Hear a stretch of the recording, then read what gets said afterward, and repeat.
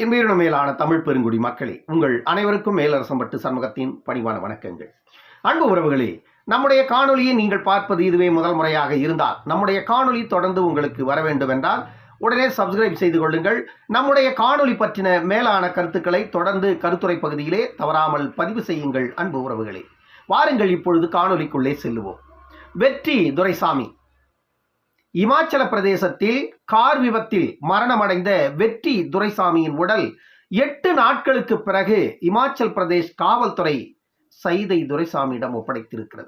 8 நாட்களுக்கு பிறகு ஓயாத தேடுதல் வேட்டையால் சைதை துரைசாமி அவர்களுடைய மகன் வெற்றி துரைசாமி அவருடைய உடல் கிடைத்து அது சென்னைக்கு கொண்டு வரப்பட்டு நேற்று தகனம் செய்யப்பட்டது. தமிழகத்தையே உலுக்கிய ஒரு மிகப்பெரிய மரணம் வெற்றி துரைசாமியின் மரணம். சைதை துரைசாமி முன்னாள் சென்னை மேயர், முன்னாள் அதிமுகவின் சட்டமன்ற உறுப்பினர், மனிதநேயம் அறக்கட்டளையின் நிறுவன தலைவர், இப்படி பல முகங்கள் உண்டு திரு சைதை துரைசாமி அவர்களுக்கு. சைதை துரைசாமி அவர்கள் இன்று இருக்கின்ற அரசியல்வாதிகளில் மிகவும் ஒரு உன்னதமான மனிதர் என்று சொன்னால் மிகையாகாது.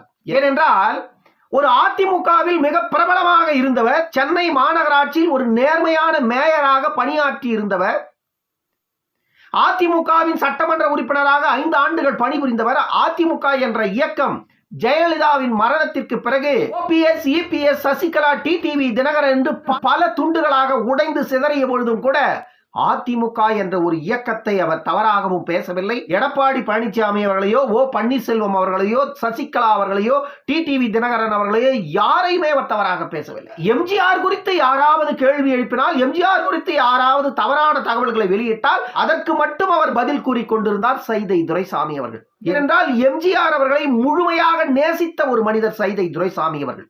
ஜெயலலிதா அவர்கள் எனக்கு பிடிக்கும் அந்த இயக்கத்தை கட்டி காத்ததால் என்று சைதை துரைசாமி அவர்கள் ஒருமுறை பேசியதை நான் கேட்டு இருக்கிறேன். இப்படி சைதை துரைசாமி அவர்கள் அவ்வளவு ஒரு நேர்மையான மனிதர். அடுத்தவர்கள் மனது புண்படும்படி எந்த ஒரு தருணத்திலும் பேச மறுத்தவர். எவ்வளவு பெரிய உன்னதமான மனிதர் என்று யோசித்து பாருங்கள். அதிமுக பல பிரிவுகளாக பிரிந்த பொழுது மிக ஒரு அற்புதமான தருணம் அது. அந்த தருணத்தில் சைதை துரைசாமி அவர்கள் அந்த இயக்கத்திற்குள் சென்று எதை வேண்டுமென்றாலும் செய்திருக்கலாம். மிகப்பெரிய கோட்டீஸ்வரர். ஒரே ஒரு மகன் வெற்றி துரைசாமி. அந்த மகனை எவ்வளவு ஆசையாக வளர்த்திருப்பார். அவருக்கு எவ்வளவு லட்சிய கனவுகள் இருந்திருக்கும். அந்த ஒரே ஒரு மகன் இமாச்சல பிரதேசத்திற்கு தன்னுடைய நண்பர் கோபிநாத் என்பவருடன் சுற்றுலா சென்றிருக்கிறார். திரைப்படத்திற்கு லொகேஷன் பார்ப்பதற்காகத்தான் இமாச்சல பிரதேசம் சென்றதாக சொல்லப்படுகிறது. ஒன்றை மட்டும் புரிந்து கொள்ளுங்கள் அன்பு உறவுகளே, காலம் யாரையும் விட்டு வைப்பதில்லை. நீங்கள் எது நினைத்தாலும் கண்டிப்பாக அது நடக்காது. எதுவெல்லாம் நடக்க வேண்டும் என்று இருக்கிறதோ உங்கள் வாழ்க்கையில் அதற்கு யாராலும் தடை போட முடியாது. நீங்கள் எதற்கெல்லாம் ஆசைப்பட்டாலும் அது உங்களுக்கு கிடைக்காது. ஆனால் நீங்கள் ஆசைப்படவில்லை என்றாலும் ஒன்று உங்களுக்கு கிடைக்க வேண்டும் என்றால் அது கண்டிப்பாக உங்களை சென்றடையும். அது கண்டிப்பாக உங்களை வந்தடையும். இதுதான் இயற்கை, இதுதான் வாழ்க்கை. வெற்றி துரைசாமி அவர்களுக்கு கஷ்டம் என்பதே தெரியாது. அப்படி தன் மகனை வளர்த்திருக்கிறார். ஆனால் அந்த மனதிற்குள் மனிதநேயம் வேரூன்றி கிடந்திருக்கிறது. ஆனால் அந்த மனிதர் இயற்கையை உயிரினம் மேலாக நேசித்திருக்கிறார். சென்னையிலே அவருக்கென்று தனியாக ஒரு பண்ணை வீடு இருந்ததாக சொல்லப்படுகிறது. அந்த பண்ணை வீட்டில் ஆயிரக்கணக்கான பறவைகள், ஆயிரக்கணக்கான விலங்கினங்கள் அத்தனையும் அவர் வளர்த்து பாதுகாத்து வந்திருக்கிறார் என்று சொல்லுகிறார்கள். ஒரு மாபெரும் மனிதநேயமிக்க தலைவருக்கு மகனாக பிறந்த வெற்றி அவர்கள் தன்னுடைய தந்தையாருக்கு சற்றும் நான் சளைத்தவர் அல்ல என்பதை நிரூபித்து காட்டியிருக்கிறார் மனிதநேயத்தில். அப்படிப்பட்ட ஒரு மனிதரின் வாழ்க்கை எவ்வளவு எளிதில் முடிவுக்கு வந்திருக்கிறது என்பதை பாருங்கள். இறப்பு ஒரு உயிரை எங்கிருந்தாலும் அந்த நேரத்தில் கண்டிப்பாக எடுத்துக்கொள்ளும். மனிதனாக இருக்கட்டும், விலங்கினமாக இருக்கட்டும், எந்த ஒரு உயிராக இருந்தாலும் அந்த உயிருக்கு இந்த மண்ணில் இந்த நாள் வரை மட்டும்தான் ஆயுள் என்று பிறப்பிலேயே நிர்ணயிக்கப்பட்டு விடுகிறது. நாம் எத்தனை தடைகள் போட்டு நிறுத்த வேண்டும் என்று நினைத்தாலும் கூட இறப்பை மட்டும் நிறுத்துவது என்பது வாய்ப்பே இல்லை. எனக்கும் அதுதான், அனைத்து உயிரினங்களுக்கும் அதுதான். நான் இப்பொழுது உங்களுடன் பேசிக் கொண்டிருக்கிறேன். நாளை எங்கு இருப்பேன், என்ன நடக்கும், யார் அறிவர்? இதுதான் வாழ்க்கை. வெற்றி துரைசாமியின் வாழ்க்கை முடிந்ததை மட்டும் நம்மால் ஏற்றுக்கொள்ள முடியவில்லை. ஏனென்றால் நாட்டில் எவ்வளவு பெரிய குற்றவாளிகள் இருக்கிறார்கள்.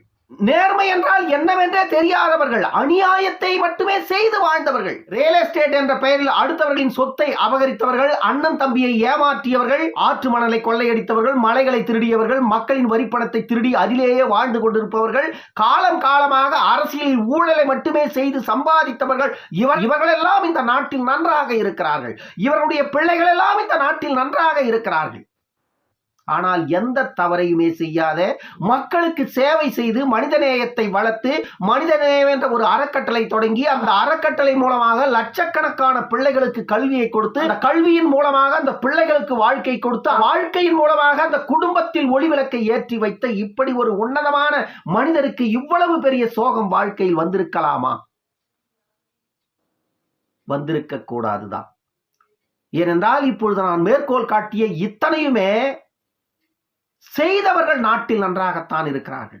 ஆயிரக்கணக்கான பிள்ளைகளை படிக்க வைத்து, ஒத்த ரூபா பணமில்லாத பிள்ளைகள், ஏழ்மையில் இருக்கின்ற பிள்ளைகள், படிக்க வேண்டும், படித்து நான் வாழ்க்கையில் உயர வேண்டும் என்று எண்ணுகின்ற எந்த ஒரு பிள்ளையாக இருந்தாலும் அந்த பிள்ளையை தன்னுடைய பிள்ளையாக எடுத்து கல்வியில் உயர்த்தி அரசாங்க உத்தியோகம் வரை பெற்றுக் கொடுத்திருக்கிறது மனிதநேய அறக்கட்டளை. அதை முன்னின்று நடத்தி கொண்டிருப்பவர் மனிதநேய அறக்கட்டளையின் நிறுவன தலைவர் சைதை துரைசாமி அவர்கள். அப்படிப்பட்ட ஒரு மனிதருக்கு இப்படிப்பட்ட ஒரு பெரும் சோகம் வாழ்க்கையில் வரும் என்று அவர் கனவில் கூட நினைத்து பார்த்திருக்க மாட்டார். ஆனால் வந்துவிட்டது, தடை போட முடியாது. ஆனால் அந்த மனிதர் தன்னுடைய மகனின் இறுதிச் சடங்கில் அவர் பேசியதை கேட்கும் பொழுது மனிதநேயம் உள்ள எந்த மனிதனும் கலங்காமல் இருக்க முடியாது. அவருக்கு முன்பு குழுமி இருந்த மக்கள் கதறி எழுதார்கள். பார்த்து கொண்டிருந்த எனக்கும் கண்ணில் கண்ணீர் வந்துவிட்டது. தன்னுடைய ஒரே மகனை இழந்து விட்டு அந்த மனிதர் என்ன பேசினார் தெரியுமா? என்னுடைய ஒரு மகனைத்தான் நான் இழந்து விட்டேன், ஆனால் என்னை தந்தையாக ஏற்றுக்கொண்ட ஆயிரக்கணக்கான பிள்ளைகளை நான் பெற்றிருக்கிறேன். இந்த மனிதநேய அறக்கட்டளை மூலமாக உருவான அத்தனை பிள்ளைகளும் என்னுடைய பிள்ளைகளே.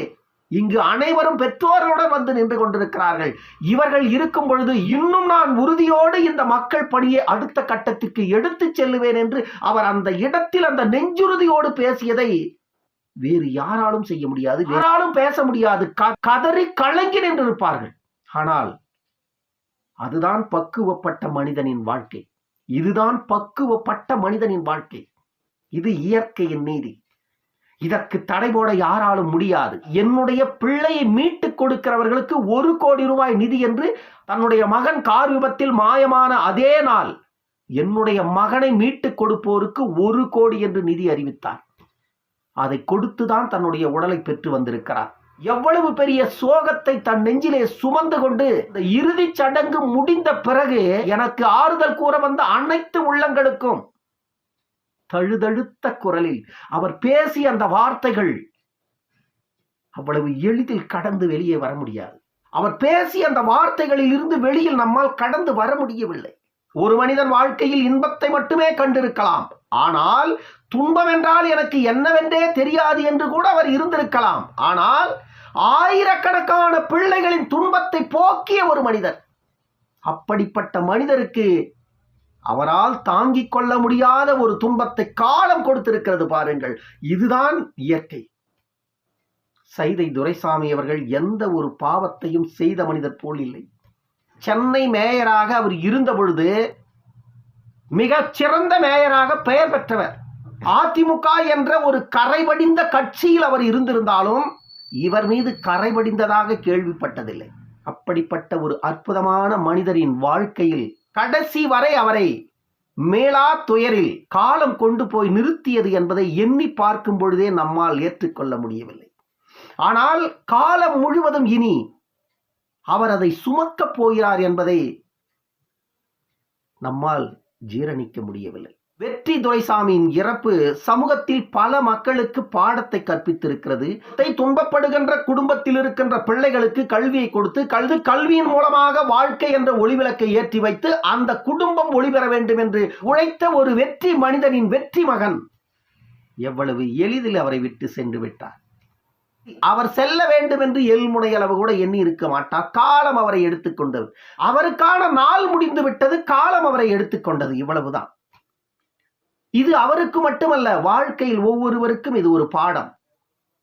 இது நாளை எனக்கும் நடக்கலாம், அடுத்த நாள் உங்களுக்கும் நடக்கலாம். இதை ஒவ்வொரு மனிதரும் புரிந்து கொண்டால் வாழ்க்கை என்பது மிக மிக மிக எளிதானது. ஆனால் அந்த வாழ்க்கை புரிந்து கொண்டு வாழ்வதுதான் கடினமானது. மறைந்த வெற்றியின் ஆன்மா சாந்தி அடைய சைதை துரைசாமி அவர்களின் மனிதநேயம் ஓங்கட்டும், மக்கள் பணி தொடரட்டும் என்று கூறிக்கொண்டு உங்களிடமிருந்து விடைபெற்றுக் கொள்வது மேலரசம்பட்டு சண்முகம். நன்றி, வணக்கம் அன்பு உறவுகளே.